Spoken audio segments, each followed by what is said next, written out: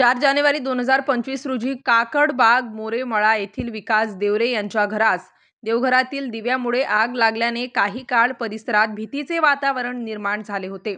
अचानक दुपारी घरातून धूर निघू लागल्याने व आगीचे लोहळ येऊ लागले असता घरातील महिलेला व लहान बाळाला स्थानिक नागरिकांच्या मदतीने बाहेर काढण्यात आले. यावेळी राष्ट्रवादी काँग्रेस पार्टी ओबीसी सेलचे जिल्हाध्यक्ष ॲडव्होकेट सुरेश आव्हाड यांनी प्रसंगावधान राखत घरातील गॅसची टाकी बाहेर काढली व अग्निशमन विभागाला पाचारण करण्यात येऊन स्थानिक नागरिकांच्या मदतीने आगीवर नियंत्रण मिळविल्याने मोठा अनर्थ टळला. या आगीमध्ये घरातील संसारोपयोगी साहित्याचे, कपड्यांचे मोठ्या प्रमाणावर नुकसान झाले.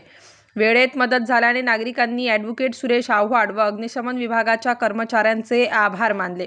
यावेळी अग्निशमन विभागाचे leading fireman S J. Kanade, S P. Mendre, I A. Pansare, Ajay Patil, Dinesh Charoshkar हजर होते.